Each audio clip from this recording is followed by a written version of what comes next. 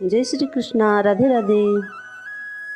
आप सभी श्री हरि की कृपा से स्वस्थ और मस्त रहें, खुश रहें। आइए आज कार्तिक महात्म्य का 25वां अध्याय पढ़ते हैं। कलह का विष्णु लोक गमन, विष्णु दूत और धर्मदत्त संवाद।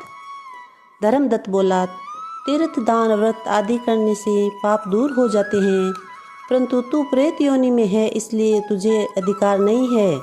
तेरी इस ग्लानि में देह को देखकर मेरा मन दुखी है। तेरा दुख से उद्धार किए बिना मेरा मन प्रसन्न नहीं होगा। 3 योनियों को देने वाला तेरा यह पाप बड़ा उग्र है। थोड़े पुण्य से ये क्षीण न होने वाली तेरी प्रेत योनि बड़ी निंदित है।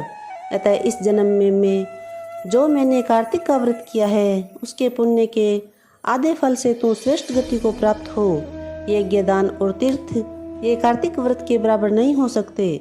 नारद जी बोले, हे राजन, यह कहकर धर्मदत्त ने 12 मंत्र को सुनाकर तुलसी मिला हुआ जल उसके ऊपर छिड़का। जल के स्पर्श होते ही वह तुरंत प्रेत योनि से छूट गई और जलती हुई अग्नि के समान दिव्य रूप धारण कर लक्ष्मी के समान सुंदर हो गई।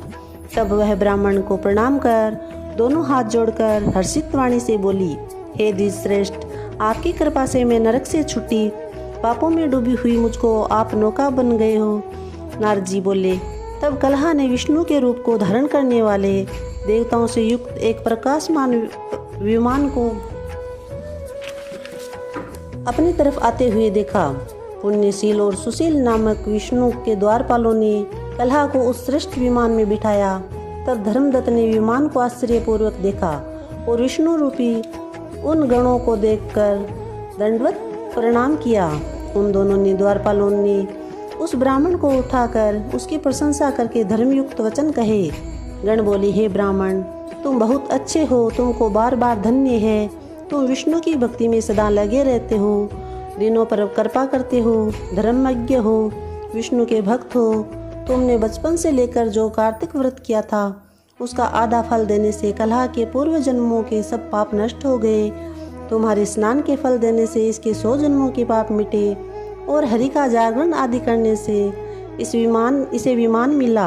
अब नाना प्रकार के भोगों को भोगने के लिए यह बैकुंठ को जा रही है।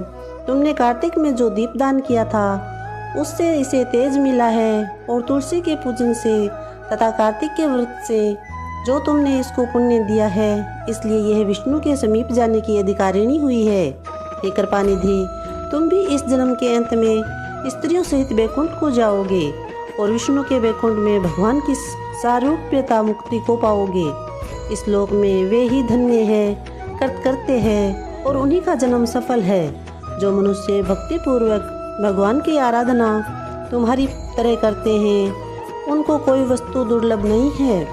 उतानपाद के पुत्र ध्रुव को जिन्होंने निश्चल पद पर स्थान दिया, जिनका नाम लेने से मनुष्य उत्तम गति को प्राप्त होते हैं, जिनके नाम से ग्राह द्वारा पकड़ा हुआ हाथी मुक्त होकर भगवान के समीप गया। तुमने भी विष्णु भगवान का जो आराधना किया है, उसके प्रभाव से कई हजार वर्ष तक दोनों स्त्रियों समेत संसार में सुख भोग कर भगवान के समीप निवास करोगे। फिर पुण्य क्षीण होने पर पृथ्वी पर आओगे और सूर्यवंश में प्रसिद्ध राजा दशरथ होगे, और ये दोनों स्त्रियां भी तुम्हारे साथ रहेगी। तथा तीसरी ये कलह आधे पुण्य की अधिकारिणी भी तुम्हारी स्त्री होगी। उस जन्म में भी विष्णु भगवान आपके समीप रहेंगे, अर्थात तुम्हारे पुत्र होकर देवताओं का कार्य करेंगे। तुम्हारे इस कार्तिक व्रत से बढ़कर यज्ञ दान तीर्थ आदि कोई नहीं है। हे विप्रेंद्र, तू धन्य है जो तुमने विष्णु भगवान को प्रसन्न करने वाला यह व्रत किया है। इस व्रत के आधे फल का पुण्य मिलने से कलह हमारे साथ विष्णु लोक को जा रही है। बोले श्री कृष्णचंद्र भगवान की जय। जय श्री कृष्णा। राधे राधे। 25वां अध्याय समाप्त।